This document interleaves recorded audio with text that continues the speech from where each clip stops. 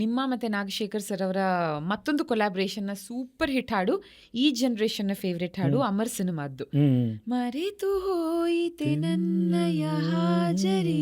Beautiful ಆಗಿದೆ ಈ ಹಾಡು.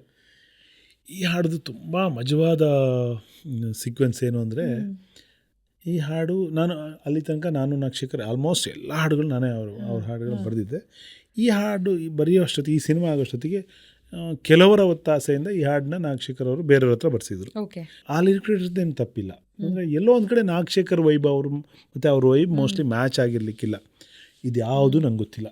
ಒನ್ ಈವ್ನಿಂಗ್ ಅವ್ರು ನಾನು ಕಾಲ್ ಮಾಡಿದ್ರು, ಕವಿಗಳೇ ನೀವು ನಾನು ಉಳಿಸ್ಬೇಕು, ಎಲ್ಲಿದ್ದೀರೋ ದಯವಿಟ್ಟು ಇವತ್ತು ಬನ್ನಿ, ಈಗಲೇ ಬನ್ನಿ, ನನಗೊಂದು ಹಾಡು ಬರ್ಕೊಡ್ಬೇಕು ನೀವು ಅಂತ.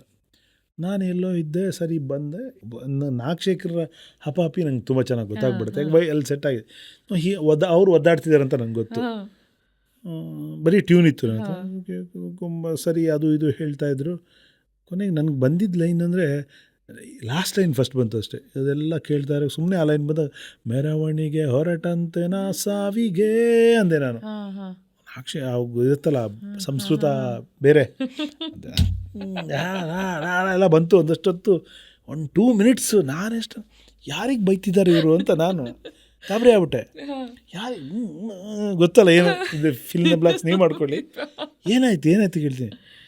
ನಾನು ಹೇಳ್ತಾ ಇದ್ದೀನಿ, ಇದು ಕವಿಗಳು ಬರಿಬೇಕು ಸಾಂಗ್, ಇದು ಅವ್ರು ಬರೆಯೋ ಸಾಂಗು ಅದೇ ತಂಗೊಂಡು ಅಲ್ಲೆಲ್ಲ ಹೋದರು. ನಾನು ಹೇಳ್ತಾ ಇದ್ದೀನಿ ಇದು ಆಗಲ್ಲ, ಇದು ಕವಿಗಳು ಬೇಕು ನನಗೆ ಅಂತ, ಇದಕ್ಕೆ ಬೇಕು ನನಗೆ ಅಂತ. ಆವಾಗ ನನಗೊಂದು ಸಾಂಗ್ ಕೇಳಿಸಿದ್ರು ಅವರು, ಇದನ್ನು ಆಲ್ರೆಡಿ ಅವ್ರು ಬರೆದಿದ್ದಾರೆ ಕೇಳಿ ಅಂತ. ಅವ್ರು ಏನೋ ಬುದ್ಧಿವಂತಿಕೆ ಏನಂದರೆ, ಅವರು ಫಸ್ಟ್ ಏನಾದರೂ ಹೇಳಿದರೆ ನಾನು ಬರೀತಿರ್ಲಿಲ್ಲ ಅದನ್ನು. ಅವರು ಒಳಗಡೆ ಇಟ್ಕೊಳ್ಕೊತಿದ್ದಾರೆ ಅದನ್ನು, ಆ ರೊಚ್ಚು ಕೆಚ್ಚನ್ನ. ಯೂಶ್ವಲಿ ಏನಾಗ್ಬಿಡುತ್ತೆ, ಯಾರೋ ಬರೆದಿದ್ದಾರೆ ಅಂದರೆ, ಇಲ್ಲ ಸರ್ ಚೆನ್ನಾಗಿದೆ, ಯಾಕೆ ನಾನು ಬರೀಲಿ ಅಂದ್ಬಿಡ್ತೀವಿ.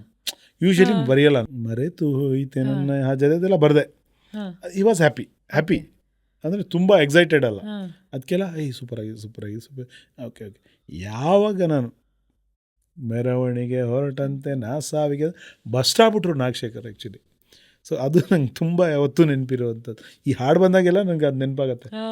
ಯಾವ ಮಟ್ಟಕ್ಕೆ ಬೈದರು ಅಂದರೆ ಯಾರ್ಯಾರಿಗೆ ಅಂತ ಹೇಳಲ್ಲ.